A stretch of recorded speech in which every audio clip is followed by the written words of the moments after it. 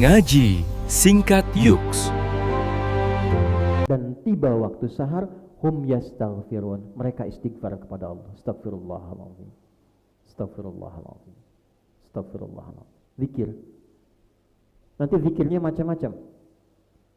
Kalau pernah punya salah, ingin balik lagi, Rabbana zalamna anfusana wa illam taghfir lana wa tarhamna lanakunanna minal khasirin. Kalau pernah meninggalkan kampung, divonis kurang bagus sama orang sekampung, ingin balik lagi, Allahumma la ilaha illa anta subhanaka inni kuntu minal. Kalau pernah berbuat tidak baik pada orang sampai melukai fisik orang, menyebabkan kehilangan nyawa, ada lagi istighfarnya. Rabbi inni zalamtu nafsi faghfirli. Dipersingkat, astaghfirullahaladzim alladzi la ilaha illa huwal hayyul qayyum wa atubu. Nah, ini ciri orang pertama. Jadi menjelang subuh, setelah dia makan, sambil nunggu azan, dia istighfar. Astaghfirullah, astaghfirullah, astaghfirullah. Paling singkat, astaghfirullahaladzim alladzi la ilaha illa huwal hayyul qayyum wa atubu ilaih. Orang yang membiasakan itu sebelum subuh tiba, setelah makan sahur, Allah berikan senilai 4 kemuliaan. 4 nilai. Sama dengan 4 amalan ini. Itu ada di Al-Quran surah ketiga Ali Imran di ayat ke-17. 1. As-sabirina. 2. Was-sadiqina. 3. Wal-qanitina. 4. Wal-mufiqina. 5. Wal mustaghfirina bil ashar. As-sabirina, ditanamkan oleh Allah kelapangan hati sehingga memiliki kesabaran yang kuat.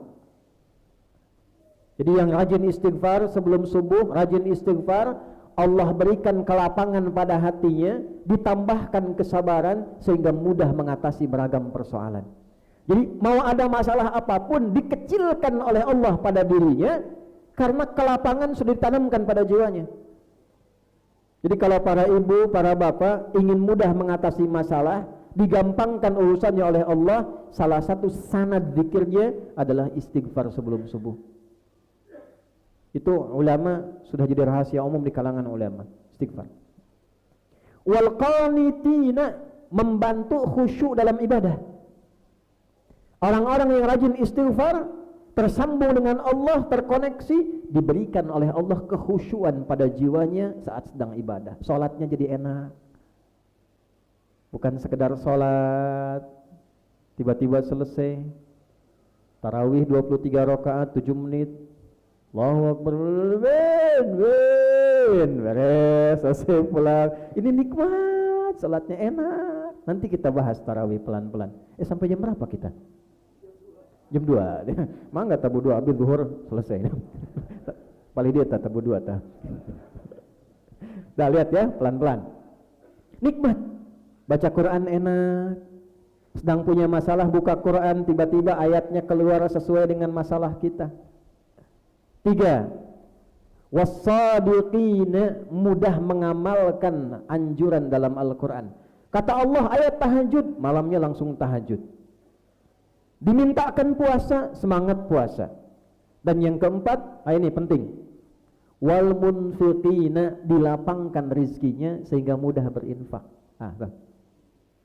Ya, kalau ingin diluaskan rizki dan diniatkan supaya mudah berbagi, salah satu sanadnya istighfar. Wal mustaghfirina bil ashar. Nah, ini golongan yang pertama. Maksud saya, nanti coba kita lihat dari 3 golongan ini sampai hari pertama Ramadan, dari malam kita tarawih, kita di golongan mana? Sholatnya sudah nikmat belum tadi malam? Istighfar belum? Atau sabar juz ngawasna? Sudah berapa juz khatamnya? Berapa ayat yang dibaca? Ternikmati atau belum? Kalau sudah sampai di bagian titik pertama ini, pertahankan.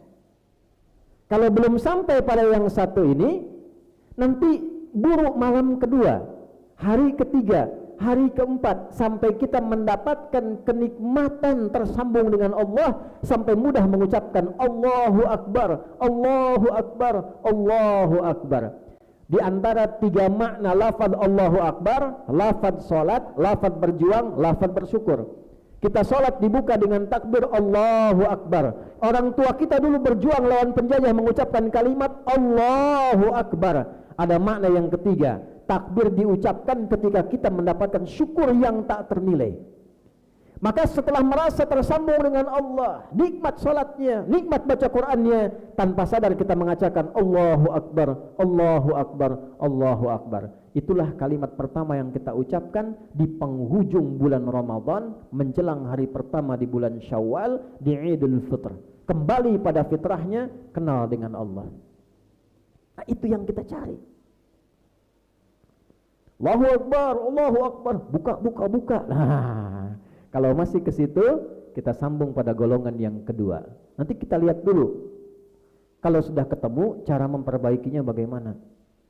Yang ketiga, solusinya seperti apa? Golongan kedua.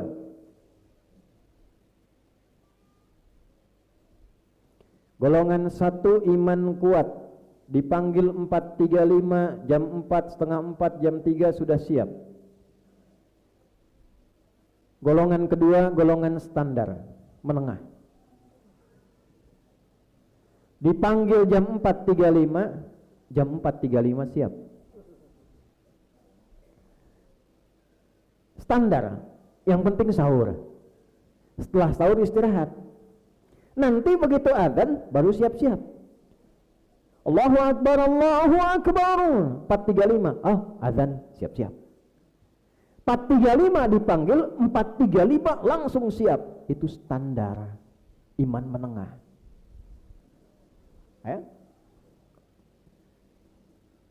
Ada orang sebelum dipanggil istighfar, siap-siap. Yang ini makan dulu, tidur lagi, istirahat, dipanggil baru siap-siap lagi. Salah? Tidak. Di level mana imannya? Ini, level kedua.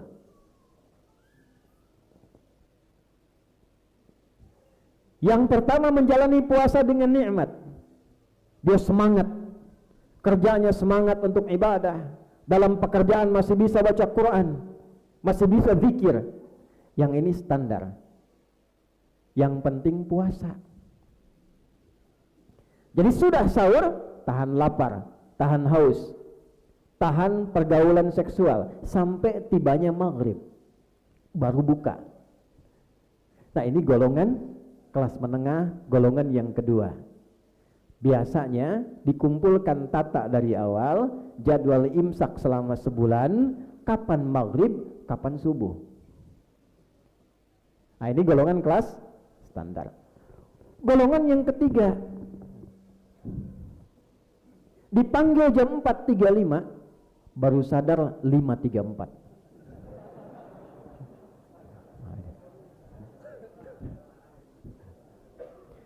Sahur iya, ikut makan aja, ya. Tapi masih ada iman, hebatnya masih ada iman. Sahur, ikut sahur. Habis sahur, tidur. Allahu Akbar, Allahu Akbar. Ya, sekedap lah, masih ngantuk. Begitu selesai, lewat, baru sadar. Dipanggil 4.35, baru bangun 5.34. Baru sahur, sudah nunggu buka. Baru sahur, buka jam sebelah ini. Jam berapa buka hari ini? Jadi yang ada dalam benaknya, jalani Ramadan, salat ditunaikan, tapi tidak seperti semangat golongan kedua. Baca Quran tidak seperti semangat golongan pertama. Menunaikan ibadah apa adanya bagi yang kedua. Bagi yang ketiga, adanya apa? Jelas? Tapi menariknya, kita ada di golongan 1, golongan 2, golongan 3. Di pembuka Ramadan, ayatnya 183. Tolong catat nih ya, terutama santri-santri dengan para ustadz di pesantren. Ayat puasa itu Panglima izin sering dipotong di 183. Padahal puasa itu satu paket, 183 sampai 187. Nah, pembuka awal Ramadan anugerahnya 183. Kenapa menggunakan huruf ya? Kembali ke huruf ya tadi. Allah khusus di awal Ramadan diturunkan rahmat khusus. Oleh Allah tidak dibedakan golongan 1, 2, dan 3. Yang penting masih merasa punya iman, masih senang dengan Ramadan, masih mau puasa.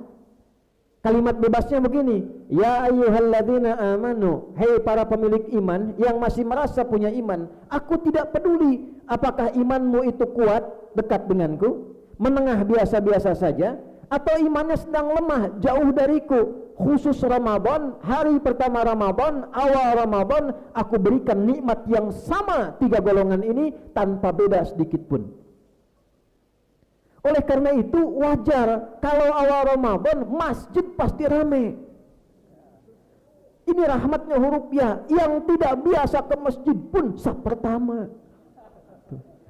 Tapi saya tidak katakan saf pertama no jarang ke masjid. Yang nggak biasa ngaji pun bawa-bawa mushaf. Itu nikmatnya Ramadan. Ibu tuh